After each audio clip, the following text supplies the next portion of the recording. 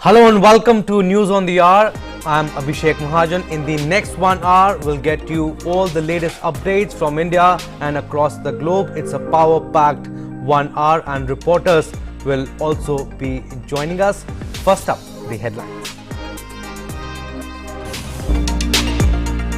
Union Cabinet Secretary reviews the COVID-19 status with Chief Secretaries and top officials of all states and UTs. Serious concern expressed about the situation in 11 states and union territories. Enhanced testing, strict containment, prompt contact tracing and enforcement of COVID-appropriate behavior emphasized apart from vaccination drive.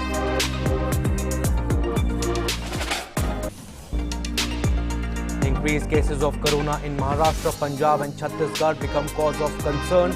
State governments have taken strict initiatives.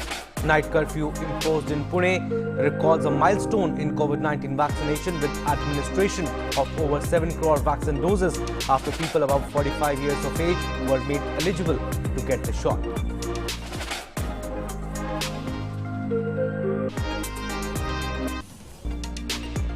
BJP President JP Nadu accuses Congress and TMC, says Congress doesn't know Lok Seva, only guarantees Ghotala.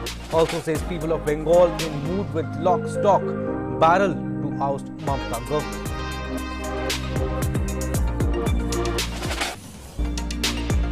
Campaigning in poll-bound states intensifies. Prime Minister Narendra Modi to hold public meetings in Assam and West Bengal. Home Minister Amit Shah to hold roadshows and public meetings in Tamil Nadu and Kerala. Congress leader Rahul Gandhi to hold election campaign in Kerala. Last day for filing nominations for 6th phase in Bengal and withdrawal of nominations for the 5th round. Big achievement by Indian Railways towards promoting environment. Indian Railways logged highest ever electrification of sections covering over 6,000 route kilometer in single year during 2020-2021 despite COVID pandemic, surpasses previous highest of 5,276 route kilometer achieved in 2018-19. India says there is consensus between India and China to quickly resolve remaining issues along line of actual control in eastern Ladakh. US scraps Trump's sanctions against ICC Chief Prosecutor and a top 8 sanctions imposed on prosecutor Fatou Bensouda last year after she launched an investigation into alleged war crimes by US military personnel in Afghanistan. An Italian tennis player Janik Sinner reaches Miami Open finals. 19-year-old second youngest player to reach the final of Miami Open after Rafael Nadal to face Poland's Hubert Hurkacz in the summit clash.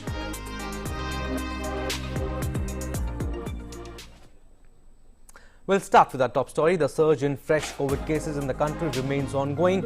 11 states and union territories were found to be matter of serious concern in a review meeting chaired by the Union Cabinet Secretary on Friday with Chief Secretaries and top officials of all states. After detailed and comprehensive review of measures taken by the states and UTs, the Cabinet Secretary reiterated the necessity of meticulous and hard work regarding stringent enforcement of containment and surveillance measures in conjunction with ramping up vaccination and strict enforcement of COVID-appropriate behavior. So these states have been directed to increasing testing to ensure that positivity comes down to 5% or less. Focus on ensuring RT-PCR tests comprise 70% of total tests. The states have been asked to reduce waiting time of test results with regular review with testing labs, and they were also asked to ensure effective and prompt isolation of those infected in institutional facilities, and those isolated at home are monitored daily. Ensure that 25 to 30 close contacts to be traced for each infected person, and tracing of close contacts and their isolation to be done in 72 hours. Setting up of containment zones or micro-containment zones to break the chain of transmission, and states were advised on strengthening of public and private healthcare resources, and also strict enforcement of COVID-appropriate behavior was reiterated, and also time-bound plan for 100% vaccination of eligible recipients to be made. Meanwhile, state governments have been making a wide range of efforts as well to stem the tide of rising COVID infections. Friday saw Chief Ministers of Delhi, Uttar Pradesh and Maharashtra holding review meetings with all officials concerned to contain the spread of the virus among the people.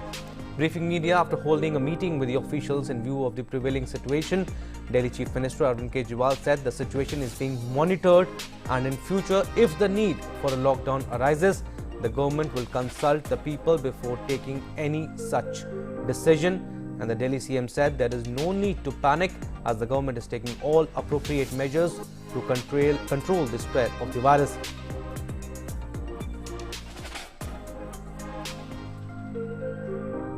Meanwhile, Maharashtra Chief Minister Uddhav Thackeray said the possibility of a lockdown in Maharashtra can't be ruled out if the surge in coronavirus cases continues. Amid a fresh COVID-19 wave in the state that has seen the highest daily infections since the beginning of the pandemic in the last 2 weeks, Thackeray said the state will announce new restrictions within the next 2 days. In Uttar Pradesh also, considering the prevailing situation, the state government has ordered schools to remain shut for students from classes 1 to 8 till the 11th of April. Varanasi DM has issued prohibitory orders in the district considering the rising number of cases in the area, and the order says if people are found not wearing masks and practicing social distancing in shops, they will be sealed. And in Madhya Pradesh, a team of officials has visited Ratlam, Khadgaon, Baitul and Chindwara. These are the districts where the largest number of fresh new cases have been cropping up in the state. And Chief Minister Shivraj Singh Chauhan has appealed to people to show restraint to ensure reduction in the spread of the virus.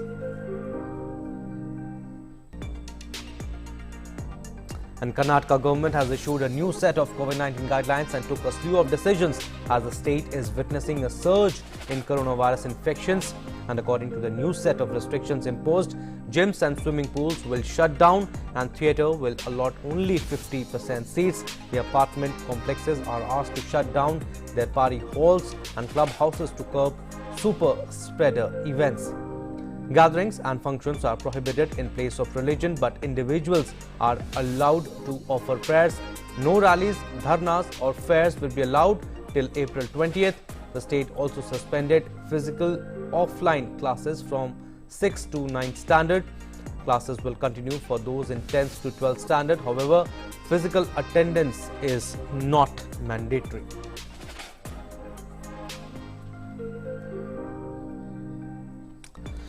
Right, to talk more on this, our correspondent Shama Mishra is joining us live from Mumbai.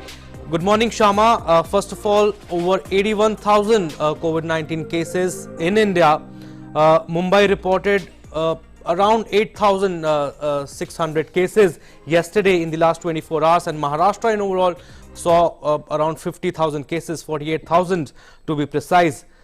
Situation is alarming in Mumbai and in whole of Maharashtra, and also Uddhav Thackeray has stated that another lockdown can't be ruled out.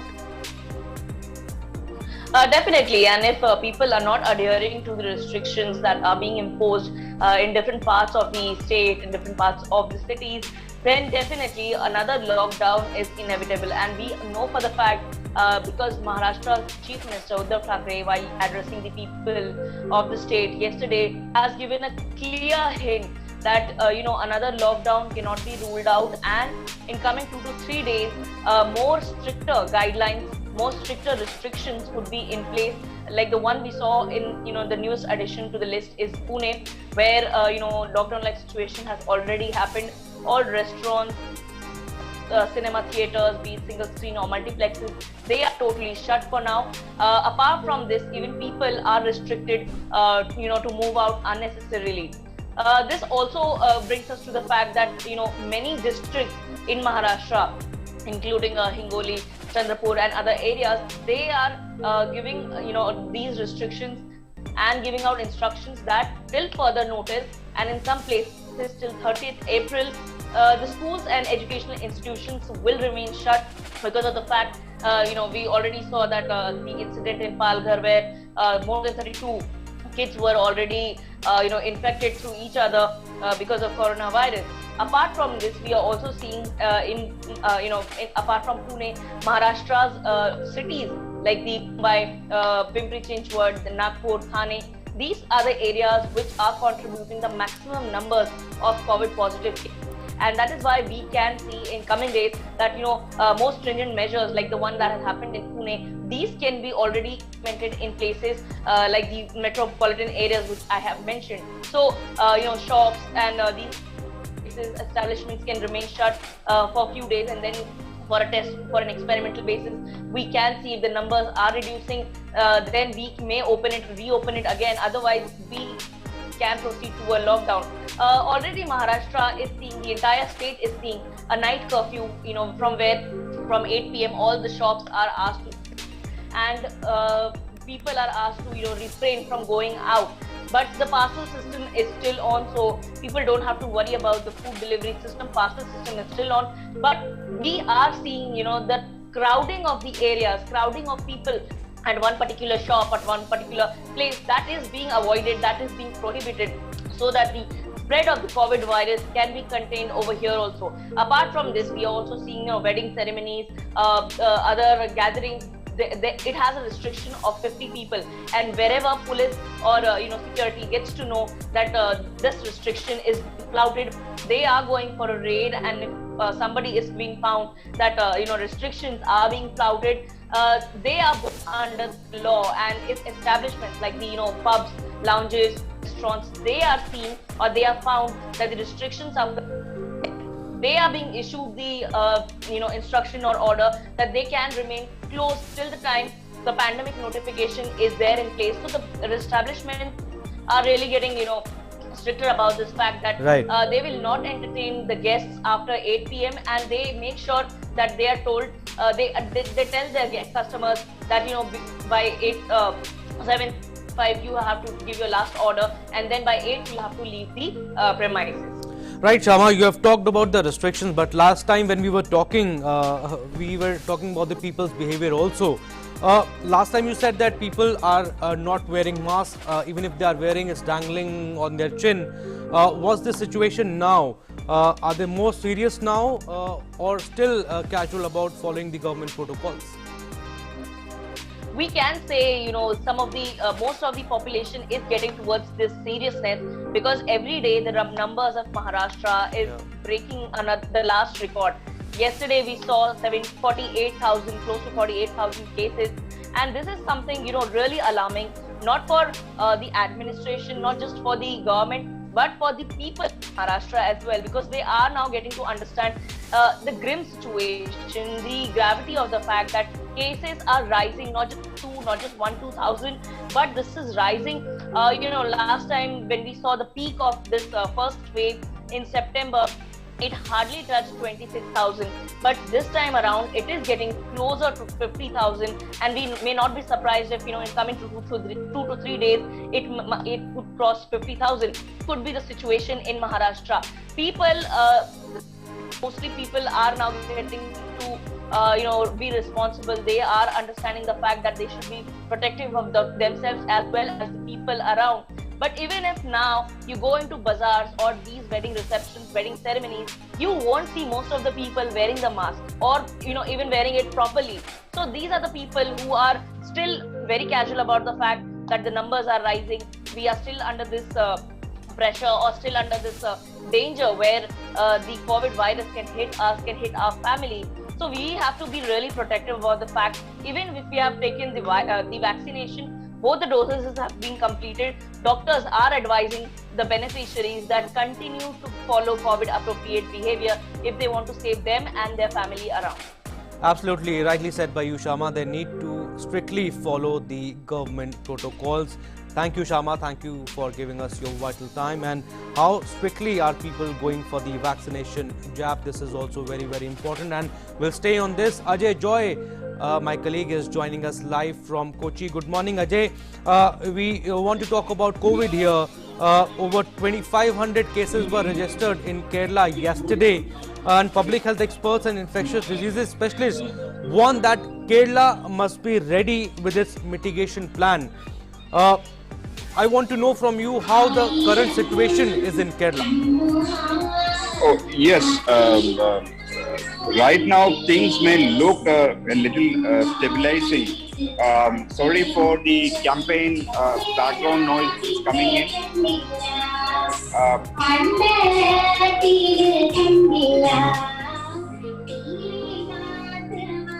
We'll come to Ajay Joy again, but public health experts and infectious. Go on, Ajay. We can hear you.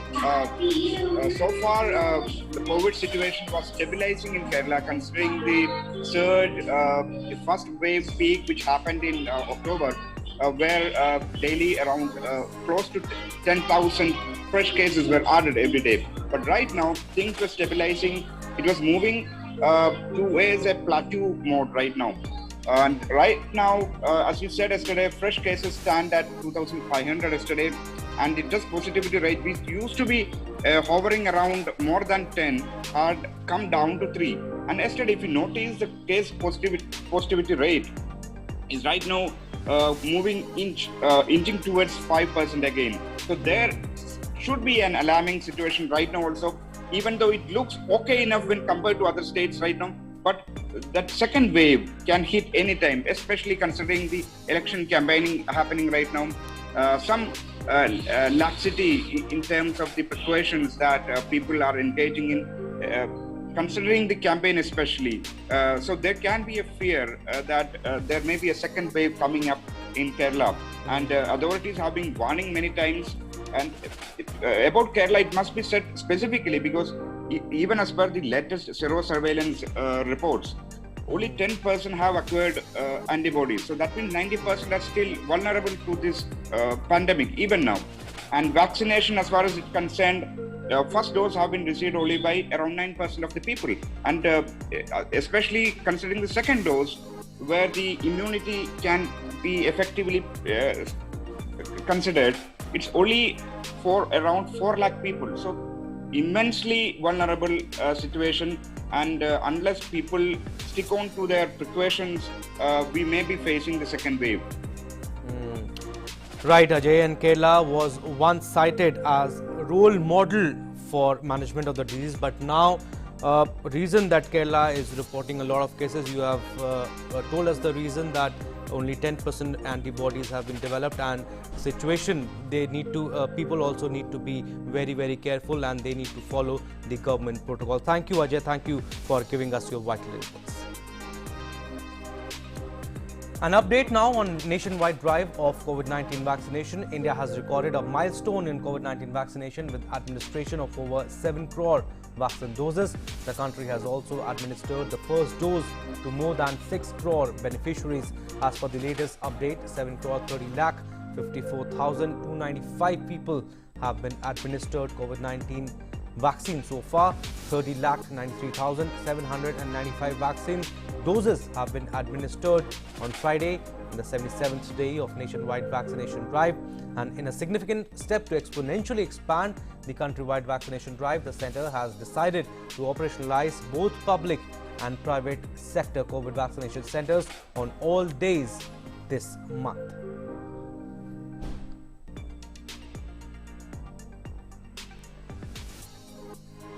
And according to an update by the Ministry of Health and Family Welfare, once you have registered yourself on the CoWIN portal for COVID-19 vaccination, you need not register again at the vaccination centre. The ministry has further advised people for vaccination registration related assistance to dial toll-free number at 1075. This is the toll-free number. So once you have registered on the CoWIN portal, you don't have to register it again. And for any assistance, you can dial the toll-free number, which is 1075.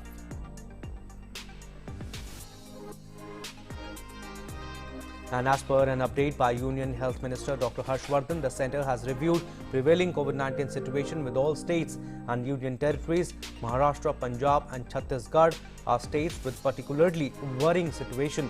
All states have been advised to diligently follow, test, track and treat protocols and promote COVID-appropriate behaviour.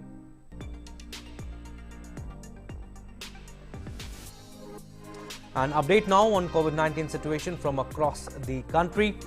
Over 50,000 people recovered and discharged in the last 24 hours. And with this, The total number of recoveries has reached over 1 crore 15 lakh and 25,000. India's total active caseload stands at 6.14 lakh today, comprising 5% of the total cases. The COVID-19 recovery rate in the country has touched 93.68%.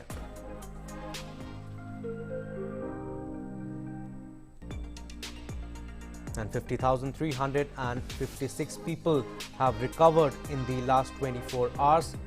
And these are the figures we are telling you, people recovered across the country so far.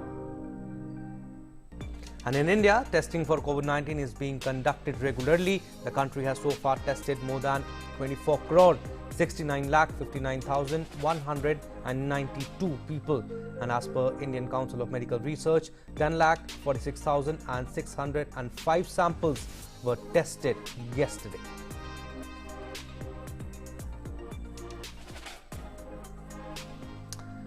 Some poll-related news now. After the completion of the first and second phase of assembly elections in Assam and West Bengal, focus has now shifted to the campaigning for the remaining phases in the two states. 8-phase election is being held in West Bengal, while Assam is witnessing 3-phase assembly election. This time, polling for the third phase will be held on 6th of this month for 40 seats in Assam and 31 seats in West Bengal. And on the same day, single-phase voting will also take place for assembly elections in Tamil Nadu, Kerala and Puducherry.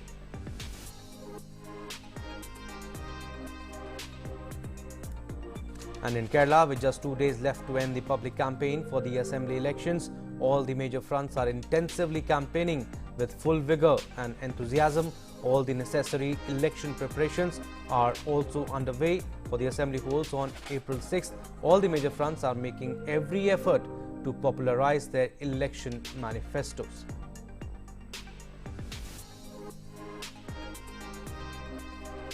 In Tamil Nadu, electioneering in all the 234 constituencies comes to a close tomorrow evening. The state goes to a single-phase poll on the 6th of this month. By-poll for the lone Kanyakumari Lok Sabha seat will also be held on the same day. The constituency fell vacant after the death of Congress MP Vasant Kumar. Campaigning is vigorous all through the state. Star campaigners of all the parties do not want to leave any stone unturned during campaigning. Parties continue their tirade against each other while garnering votes for their alliances during electioneering. Meanwhile, senior leaders and star campaigners of various parties are holding rallies in the 4 poll-bound states and a union territory to woo the voters. Prime Minister Narendra Modi will hold public meetings in Tamulpur, Assam. The Prime Minister will also hold public rallies in Tarkeshwar and Sonarpur in West Bengal.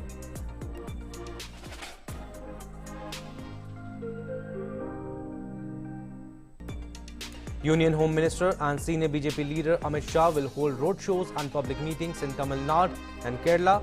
Congress leader Rahul Gandhi will also hold election campaign in Kerala.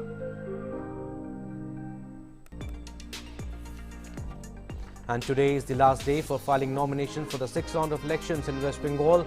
It is also the last day of withdrawal of nominations for the 5th round of polls in the state.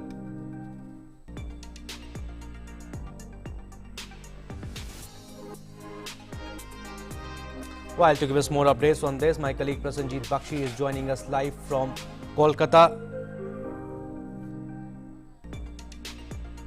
Right, good morning Prasenjit. Campaign intensifies for third phase now in full vigor, and clearly President JP Nadda said today that they are winning hands down in the first 2 phases. That's what BJP President JP Nadda said. And Mamata Banerjee is losing in West Bengal. That's what he said. Look, after Nandigram, this war of words is going on. Yeah.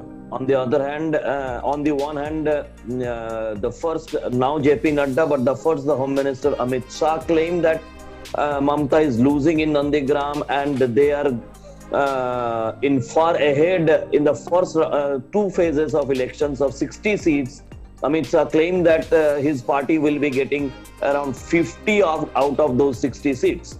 On the other hand, Mamata, during the polling of Nandigram on 1st of April. She was little in the back seat, but immediately after she recovered her mental strength and body language and started claiming that she will be getting 90% of the polled vote in Nandigram and the party will be victorious in the ensuing elections. Now the third phase is coming, and in the third phase, the very important area is South 24 Parganas. Today, Prime Minister is coming to South 24 Parganas. Mamta will be holding rallies in South 24 Parganas, and other senior leaders there also will be in the South 24 Parganas. This is a very important 31 seats are there in this district. And Abhishek, I must say that this is the district which is divided in 3 different phases. The only district of West Bengal. In other districts, elections are happening in either one phase or 2 phases. But this South 24 Pargana is the only district where it is divided in 3 phases for several reasons. So now the entire focus is on this South 24 Pargana district, the Diamond Harbour area, the Sundarban area, and the other places. So now we have to wait and watch that how the Election Commission hold their the election procedure in 6th April in this South 24 Pargana, because it is a violence-prone area, as the history says. In the 2018 Panchayat election, in the 2019 Lok Sabha election, a lot of violence happened in this district. Now it is a challenge for the Election Commission to hold a peaceful election in this South 24 Pargana on 6th of April. Abhishek. And also, Prasenjit, PM Modi will also address rallies in Tarkeshwar and Sonarpur today. Tell us about the preparations, and certainly gives a big push to BJP's campaign. Right, of course, you know that I must say that in Tarakeshwar, that is in Hooghly district, that is also a part of third phase election. There the candidate, BJP candidate is from our fraternity, Mr. Shapan Dasgupta, who has now formally joined BJP, resigning from his nominated seat of Rajya Sabha. And he is the candidate from Tarakeshwar. So obviously BJP has a positive notion to get the seat in Tarakeshwar, Prime Minister. So campaigning there, preparation is going on. The issues are there because this is a place very near to Singur. If we can remember Singur, the place of Tata Nano and the rest of the history. And this is a place of a very rich agricultural, these issues will be the potato, rice, these are the products of this area. So Prime Minister possibly will be focusing on these issues. And Sonarpur, again, as I was saying, that this is part of South 24 Parganas. So there the issues will be Amphan and Amphan related corruption, whichever is alleged by BJP against Trinamool Congress. So Prime Minister has chosen these 2 places, and BJP in full preparation, security is in full preparation for these 2 rallies of Prime Minister. Abhishek.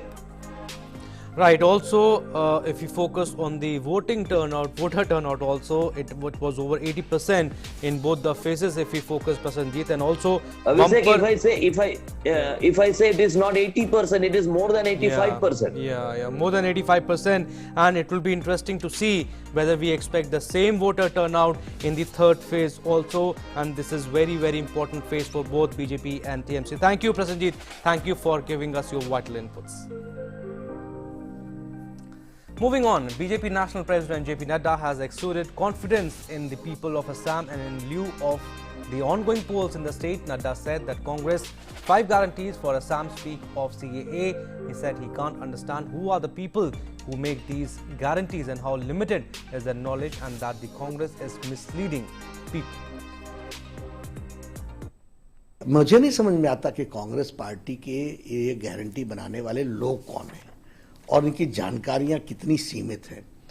आप ही बताइए, union parliament के द्वारा, भारत के संसद के द्वारा पारित law को कोई स्टेट लॉ ओवररूल कर सकता है?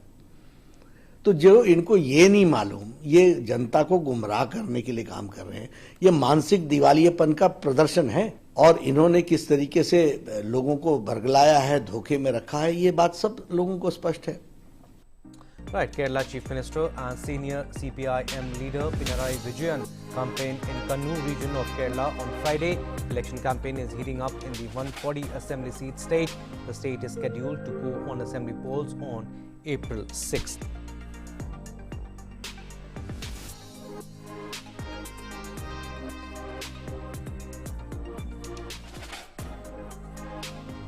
Right, my colleague Abhishek Jha is joining us live from Tamil Nadu. Good morning. Good morning, Abhishek. Morning, Abhishek. Morning, Abhishek. A high voltage campaigning is on for the upcoming Tamil Nadu election on April 6th, and big senior leaders are campaigning for BJP. JP Nada to address a rally today, BJP president, and a roadshow too, and he's confident of a win here. That's what he said a short while back. And Amit Shah too will be in Tamil Nadu today. Of course, Abhishek, see, this like last 2 days of election campaigning has left, and almost of a month and more than a month of aggressive campaign is going to end. In the last ditch effort to woo the voters, BJP President Amit Shah is in this region in Tamil Nadu. Maybe a couple of hours from now, he'll be addressing a rally in Tirunelveli, and during the evening, BJP President JP Nada will be doing a roadshow in Kanyakumari. So all these senior BJP leaders are flying down, and they are trying to make it a point that even during the last few hours of when voters are actually trying to make their mind whom to vote and on what grounds to vote, these leaders are trying to present their case as a most suitable party and their candidates in order to be voted for the upcoming assembly election. Meanwhile, all the other political party leaders like Stalin from DMK, Kamal Hassan from Makkal Nidhi Mayyam, and other party leaders like TTV Dinakaran and Captain Vijay Kant of DMK, all are, in last ditch effort, they are all leaving no stone unturned to woo the voters and to vote in favor of their own and their own candidates. Right, also, Abhishek, Prime Minister Narendra Modi was in Madurai yesterday urging people to vote for the NDA alliance to ensure development of Tamil Nadu. But we want to know from you, how do parties stand here? Okay, so talking about the party, Abhishek, the Prime Minister has been doing aggressively rallies like last day only.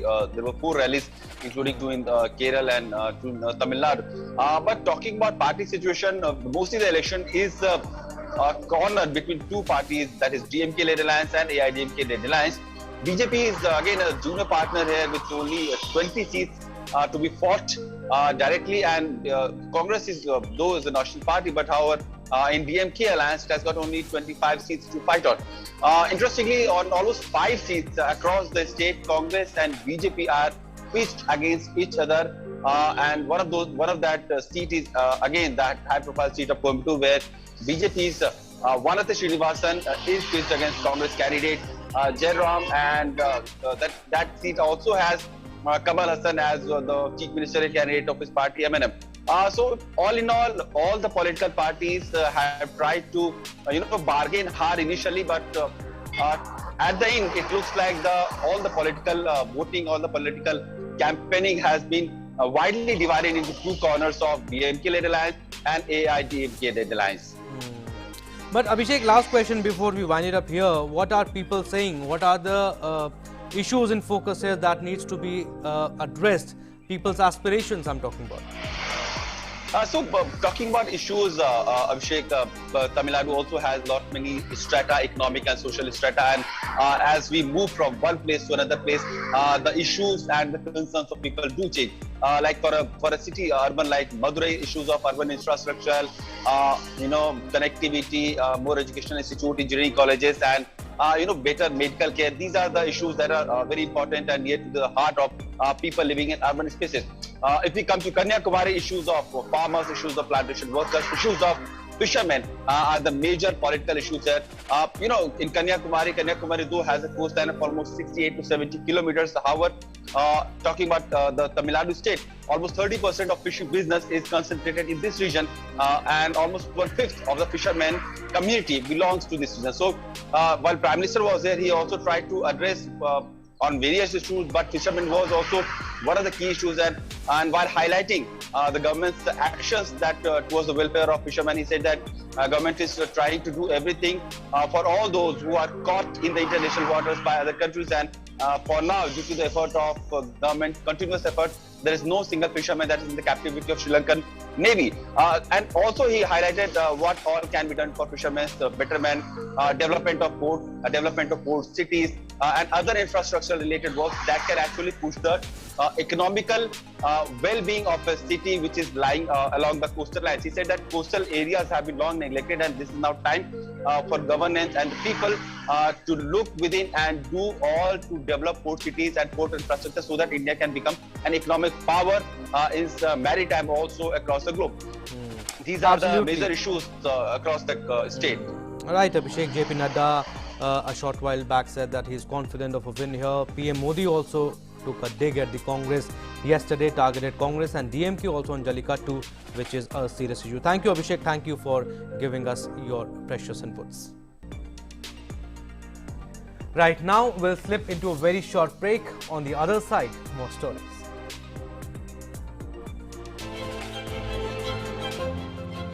Kitchen waste, green waste, dried leaves from the garden, which are a source of carbon. The money we received from the government added to our savings all went into the rice mill. I was into athletics before going in for judo, which really attracted me. It is a wonderful sport for girls and very beneficial.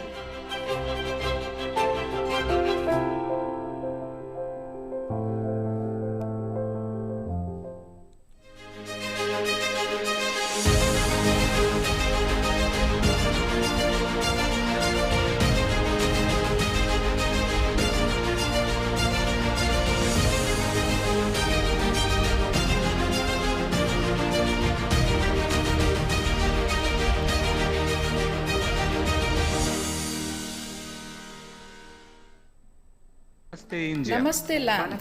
Marhaban ila al-Hind. Zari India. Salam India. Namaste India. Namaskar Bharata.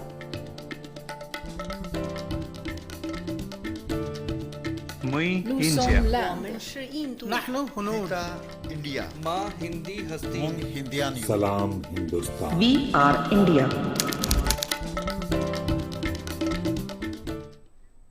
Welcome back. Indian Railways has logged highest ever electrification of sections covering 6,015 route kilometer in single year during 2020-2021. Despite COVID pandemic, it has surpassed the previous highest of 5,276 RKM achieved in 2018 and 19. It is a proud moment for Indian Railways for achieving target of 6,000 kilometer plus electrification project completion during tough time 2020-2021. Indian Railways is becoming environment friendly and energy secure.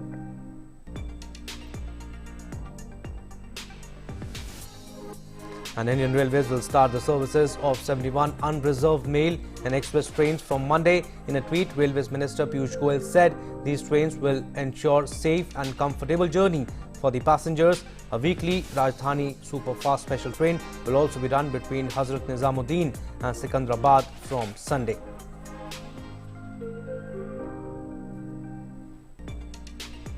Moving on, External Affairs Ministry has said there is a consensus between India and China that two sides should quickly resolve remaining issues along the line of actual control in eastern Ladakh. Responding to a media query on border standoff with China, External Affairs Ministry spokesperson Arindam Bakshi said that this engagement in the Pangong Lake area was a significant step forward and it provided a good basis for resolution of other remaining issues. He said the two sides continue to remain in touch through military and diplomatic channels. There is a consensus that the two sides should quickly resolve the remaining issues along the LSE in eastern Ladakh. This engagement in Pangong Lake area was a significant step forward and it has provided a good basis for resolution of the other remaining issues along the LSE in the western sector. At both the senior commanders meeting and the WMCC, the two sides held detailed exchange of views on the remaining issues. We therefore hope that the Chinese side will work with us to ensure that the disengagement in the remaining areas is completed at the earliest. This would allow both sides to consider de-escalation of forces in eastern Ladakh, as that alone will lead to restoration of peace and tranquility and provide conditions for progress of our overall bilateral relationship. Right, moving further, the Central Board of Secondary Education has decided not to reduce the syllabus for the students of classes 9 to 12 for academic year 2021-2022. The board has released the new syllabus in which the chapters and topics that were removed in the last academic year have been restored for the upcoming academic session 2021 and 2022. Official sources said the reduction in the syllabus was a one-time measure only for the 2021 board exams.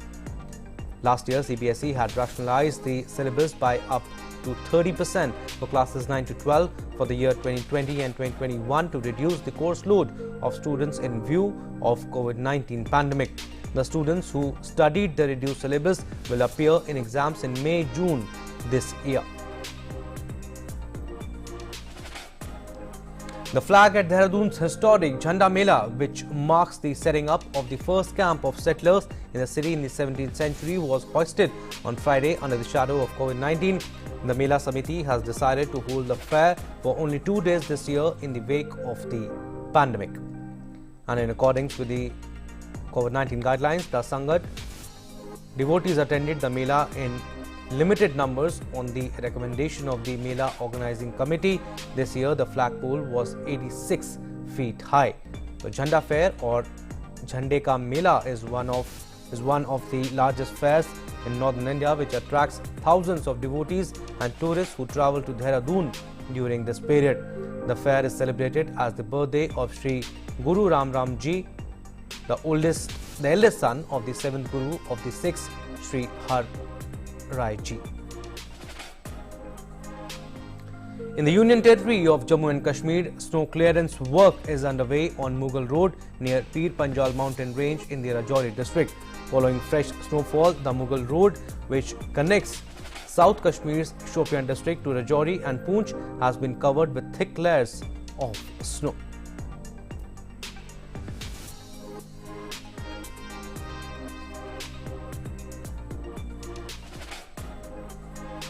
Now let's peep into the past and remember the day's significance in the historic Dandi Yatra.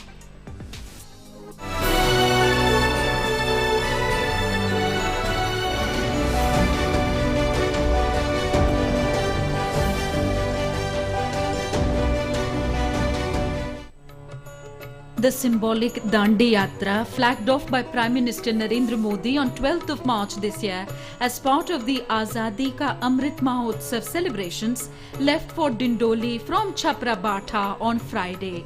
The Padyatris were joined by Chief Minister of Goa, Pramod Sawant, who along with them walked for a stretch of about 8 kilometers from Chhapra Batha till Udhna 3 Rasta.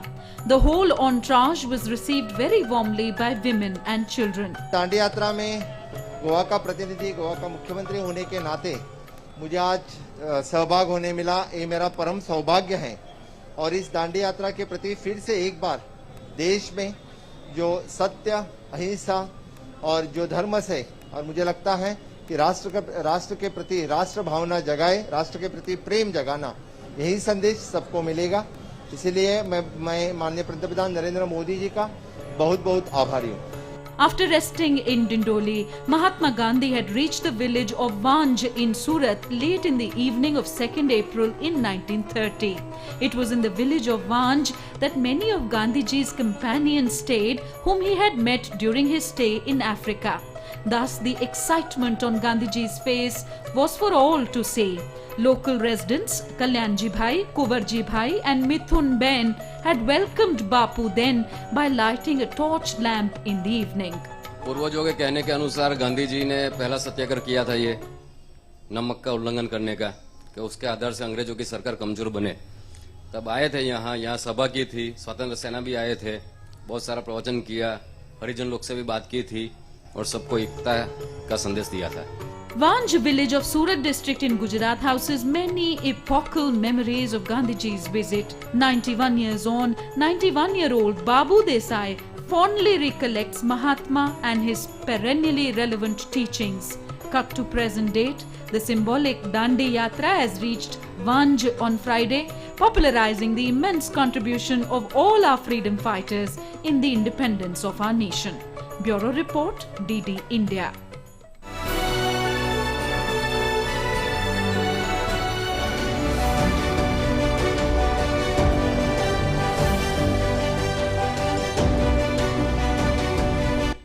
Right, we'll slip into another short break. On the other side, international stories. Your window to rising India. India's voice on global platforms. Latest news from India and around the world. In-depth analysis of global headlines. Watch DD India in your country. Available for downlink in Middle East countries. STTV broadcast is available through the satellite GSAT 17 at 93.5 degrees east. HDTV broadcast is available through the satellite GSAT 10 at 83 degrees east. For technical details, scan here. Switch to DD India now. The changing world of news. Headlines that you wake up to. News that shapes your day. Stories that matter to you. The latest and most accurate updates. A fresh start to a new day. The Breakfast News, Monday to Friday, 8 a.m. on DD India. Your window. Welcome back. News now from across the globe. The United States has revoked sanctions on International Criminal Court Prosecutor Fatou Bensouda that were imposed under the Trump administration. It also removes Fakiso Mochochoko, head of the ICC's jurisdiction, complementarity and cooperation division, from the specially designated nationals list. U.S. Secretary of State Antony Blinken said the economic sanctions imposed on ICC Chief Prosecutor Fatou Bensouda and a top aide in 2019 were inappropriate and ineffective and were therefore lifted. Former Secretary of State Mike Pompeo last year imposed sanctions and refused visas for the outgoing prosecutor Fatou Bensouda after she launched an investigation into alleged war crimes by U.S. military personnel in Afghanistan. Shock gave way to mourning in Washington, D.C. as flags were lowered on Capitol Hill and the White House, marking the death of Capitol Hill police officer after a motorist rammed a vehicle into U.S. Capitol Police on Friday. The attack at the U.S. Capitol complex in Washington, D.C. left one police officer dead and another in hospital with injuries. A car crashed into a security barrier before the driver lunged towards the officers with a knife. The Capitol complex was forced to lock down in an attack that police said did not immediately appear to be terrorism related. The officers opened fire and the suspect was shot dead. The suspect has been pronounced deceased. 2 U.S. Capitol police officers were transported to 2 different hospitals. And it is with a very, very heavy heart that I announce one of our officers has succumbed to his injuries. I just ask that the public continue to keep U.S. Capitol Police and their families in your prayers. This has been an extremely difficult time for U.S. Capitol Police after the events of January 6th. Heartbroken by the attack, President Joe Biden has ordered flags at the White House be lowered to half-staff. U.S. spy agencies warned in mid-March of an ongoing threat that racially motivated violent extremists such as white supremacists will carry out mass casualty attacks on civilians while militia groups target police and government personnel and buildings. And U.S. President Joe Biden said on Friday that he was heartbroken that a U.S. Capitol Police officer was killed in a violent incident at a security checkpoint on the U.S. Capitol grounds. The White House has stated on behalf of American President Joe Biden, I quote, "Jill and I were heartbroken to learn of the violent attack at a security checkpoint on the U.S. Capitol grounds. We send our heartfelt condolences to Officer Ivan's family and everyone grieving his loss. We know what a difficult time this has been for the capital, everyone who works there and those who protect it. I want to express the nation's gratitude to the Capitol Police and others who quickly responded to the attack, unquote. The United States President Joe Biden's administration is concerned about Russian disinformation about Russian aggressions at the border with Ukraine. White House spokeswoman Jen Psaki on Friday briefed in a press conference that the US is re-watching the situation. Meanwhile, Ukraine's President Volodymyr Zelensky has also got assurances from US President Joe Biden in a phone call on Friday that Washington would not abandon Ukraine in the face of Russian aggression. NATO on Thursday has expressed its concern about a Russian military build-up near Ukraine's borders. And in 2014, Russia had annexed the Crimea Peninsula from Ukraine, drawing Western condemnation and tit-for-tat sanctions. It has been a continuing theme. We've seen this movie before of the disinformation campaign that Russia has implemented in the past as it relates to their aggressions at the border of Ukraine. So that is certainly something we are watching. We are concerned about, and we will continue to communicate from here, but also with our partners in Europe about. Iran and the United States would hold indirect talks in Vienna from Tuesday as part of broader negotiations to revive the 2015 nuclear deal between Tehran and global powers. The White House sees indirect talks with Iran in Vienna as potentially constructive but is clear-eyed about the diplomacy and doesn't currently expect direct talks will take place. Tehran has ruled out face-to-face bilateral discussions, but the presence of both Iran and the United States in the Austrian capital, welcomed by Washington as a healthy step forward. The step will help to focus efforts to bring all sides back into compliance with the accord. And in an update on the deadly accident that took place in Taiwan yesterday, one day after the deadly accident killed at least 50 people, rescue workers today have begun moving back part of the train in Taiwan's Hualien. The last carriage, which was relatively undamaged, having come to a stop outside the tunnel, was pulled down the track and away from the site of an accident. The more heavily damaged sections of the train are still mangled inside the tunnel. The crash, Taiwan's worst rail accident in 7 decades, occurred after an express train carrying almost 500 people hit a truck that slid down a bank to the track from a construction site. The train was heading towards Taitung from Taiwan's capital Taipei. The accident happened at the start of a long holiday weekend and the train was packed with tourists and people going home.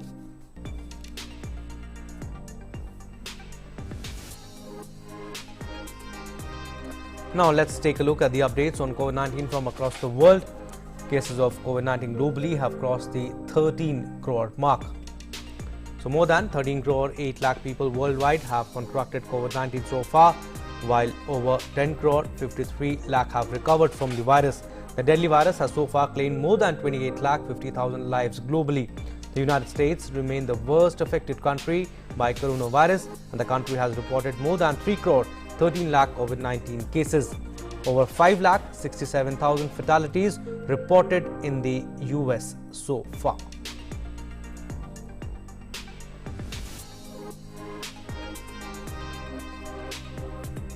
Moving on, care home residents in England will be allowed 2 regular visitors indoors from 12th of this month. Currently, people in care homes can have just 1 face-to-face visitor, but as part of the next step of lockdown easing, it will be extended to 2. They will be able to hold hands, but visitors must be tested and wear PPE kits.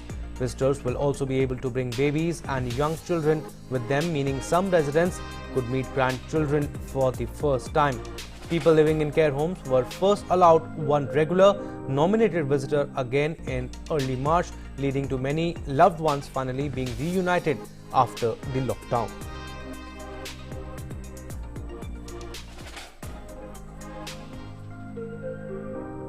Some sports news now. In Miami Open tennis tournament, Ashleigh Barty will clash with Bianca Andreescu in the women's singles final today. Defending champion and world number 1 Ashleigh Barty comfortably defeated Elina Svitolina 6-3, 6-3 in the semis to seal her berth to the finals.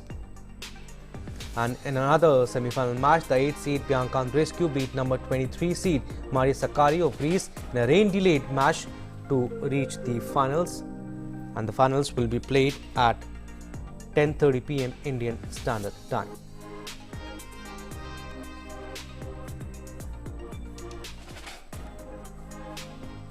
In men's singles semi-final, Italian teenager Janik Sinner defeated Spaniard Roberto Bautista Agut 5-7, 6-4, 6-4 to reach his first career ATP Masters 1000 finals.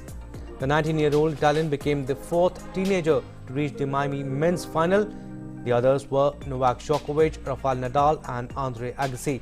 Sinner will next face number 26 seed Hubert Hurkacz of Poland, who advanced to his first ATP Masters 1000 final by beating number 4 Andrei Rublev.